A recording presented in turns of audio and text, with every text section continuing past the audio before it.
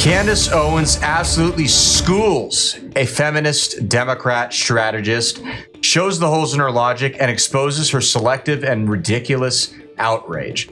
Guys, this is going to be a lot of fun. I think you're going to like it. As we all know, Candace Owens is a fiery conservative warrior, and this clip is no exception. Left-wing feminists have gone bananas, and it is time that their reign of terror comes to a stop. And thank God we have people like Candace who are willing to stand up for us. So we're going to get right into the video, guys. It's going to be a lot of fun. But first, everybody, help me out. Do a big favor here. Like our video, share it around, and if you're new, subscribe to the Resist the Mainstream YouTube channel so we can keep bringing you guys this great content. As always, everybody, I'm your host, Arian. Let's get into the show.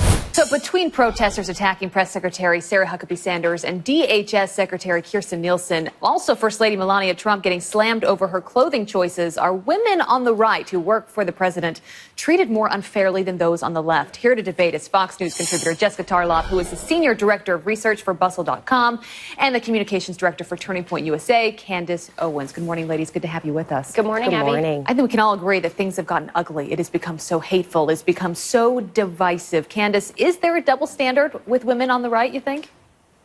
Of course, there's a double standard. I mean, it's incomprehensible and indefensible, and anybody with a modicum of decency will admit that what's going on here is wrong. I can't even fathom a world where Obama's daughters are threatened with pedophilia by somebody in Hollywood in the same week that someone in his administration is kicked out of a restaurant with 7 members of their family just for wanting to eat. We would never hear the end of the claims of racism. This would not be allowed whatsoever, and it should not be allowed just because this is Donald Trump's administration. Jessica, your response? My response is that there are 2 issues at play here. There's the civility issue, which is what happened here with Sarah Huckabee Sanders, and I personally don't think that she should have been thrown out of the restaurant. I think you can have a conversation with someone about the beliefs and what this administration is doing without denying them service. We don't deny service to people for immutable characteristics. We can legally on the basis of political affiliation, but I don't think it was constructive and it hurts the debate.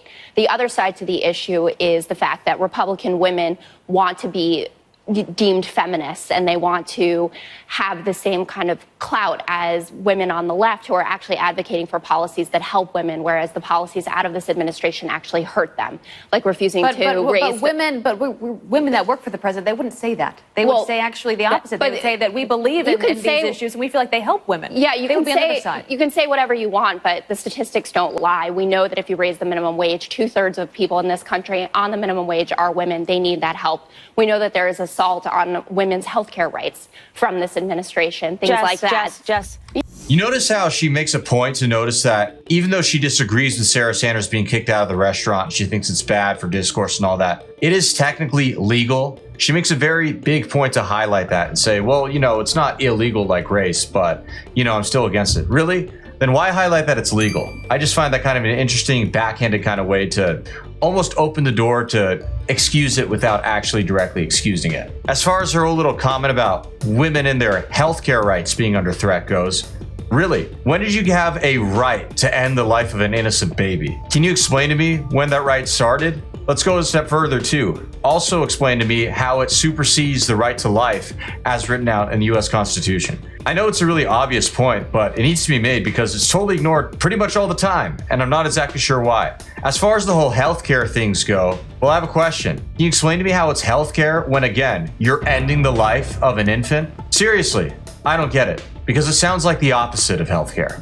Yep. Jess, please, I hate this selective feminism that we hear on the left all the time, okay? Well, don't make this a feminism issue because it's not a feminism issue. But it is, when you're going out and attacking women, you're not, I'm not done, okay? When you're going out and attacking women, you are not a feminist. This is not defensible whatsoever. And you sit here and you say this because you care about mothers. The basis of this is that people are upset that illegal immigrants are being separated from their mothers. Why don't you refocus some of that energy to the Black community? They've been having their families separated. In fact, it's subsidized in the Black community. You appreciate single motherhood. You are giving more money to families for fatherless absence. So all of this selective fake outrage when you guys do not have the same defenses for the Black community is really lost on me. And it's time's up on this altogether. I think the Black community has had enough of you guys being selectively outraged for parents of illegal immigrants, but not for the parents of the Black community who have been separated from their family for about 6 decades all right, now. and ladies, I just want to point out, ladies, I just want to point out, let's keep this civil. As I opened up this segment, there is already so much hate. Indecency in this country. So let's just keep this debate a debate and keep it civil. Jessica, your response. Candace's point about how these leftists get so infuriated and upset over the separation of families of illegal immigrants, which, by the way, most of the time it's some kind of coyote of some sort being separated from a kid who they're clearly not a parent of. But never mind that. We're just going to ignore that. The left gets so outraged over that, yet they're actively separating black families all the time, and they don't care. And it just goes to show that at the end of the day, leftists just use these talking points as a cudgel of sorts to bully their opponents and whack them over the head with a metaphorical club. It's not because they actually care about people or their well-being or any of this hippy-dippy nonsense that they pretend to give a crap about. At the end of the day, it's all about power. That's their goal. And one of their biggest tools to get to that power is emotionally manipulating people. And they commonly do this moral shaming in various forms. Some of the most common ones I've noticed are A, making people feel really bad about some kind of thing that's going on and then exhibiting this false moral outrage about it. And B, using that false moral outrage to then in turn bully people who don't go agree with you and go along with your sick and stupid agendas. I believe I was keeping it civil, and then Candace told me that I wasn't a feminist. I also believe that Candace doesn't speak for the entire... You weren't. I said the left. Okay, ladies, Jessica. I said the left. I didn't say you, Jessica, so don't make it personal. I said the left. It's selective feminism on the left that we're seeing.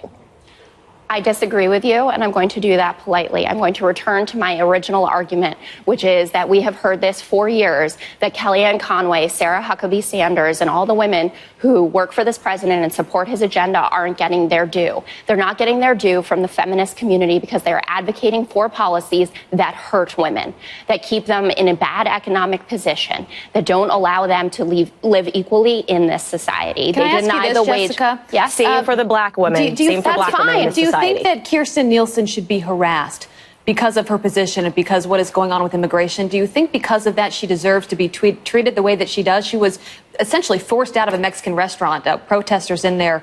You may disagree with her, but do you think the way she's been treated is fair?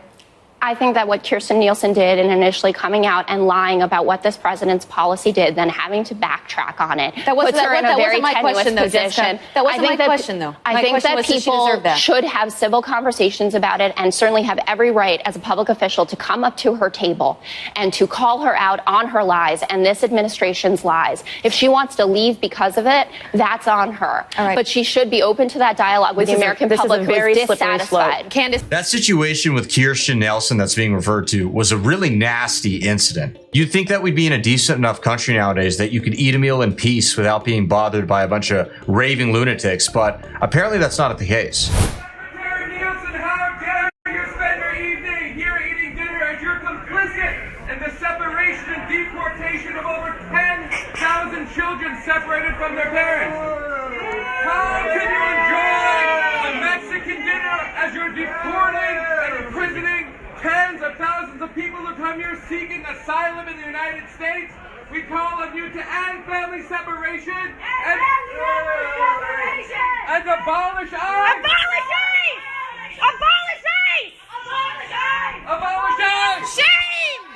Shame! Shame! Shame! Shame! Shame! Shame! Shame! Shame! Shame! Shame! Shame! Shame! Shame! Shame! Just disgusting stuff. And it really shouldn't be surprising. You saw that woman debating Candace Owens right there, making excuses about it nonstop. And she's not the only one, too. You remember what Maxine Waters said about how you should confront politicians in public, make them not feel at home? Let's take a look at the quote real quick. Here's that Maxine Waters quote. "Let's make sure we show up wherever we have to show up. And if you see somebody from the cabinet, in a restaurant, in a department store, at a gasoline station, you get out and you create a crowd. And you push back on them. And you tell them they're not welcome anymore, anywhere. We've got to get the children connected to their parents." Children? What is she even talking about? Seriously, these people are unhinged. And that's an understatement. It's very quickly. This is a very slippery slope. The left should stop this because then you're basically saying that in the future this is going to be allowed in administrations that you do support. And as I said, the selective outrage for illegal families, when this has been going on in the black community, no one talks about the fathers that are separated, the fathers that are behind bars, the fathers that are buried on the south side of Chicago and in Baltimore. So again, this is completely, to me, seems like fake outrage, and I don't support it whatsoever. Candace, that's why President Obama had his father's program. It was Obama's administration that sanctioned those programs. Candace and Jessica, we will leave the debate right there. Thanks, Abby. Have a good Sunday, both of you. Thank you so much. Thank you. All right. Candace nailed it. At the end of the day, it's all about a false outrage, and the reason why is they're seeking power. Remember that, and don't forget it. Yeah, that was quite the intense exchange. With that being said, guys, thank you so much for tuning in. We really appreciate it. As always, please be sure to comment below. Let us know what you liked about the video, what kind of content you want to see in the future, and we'll see you guys again soon. Thanks so much, and God bless.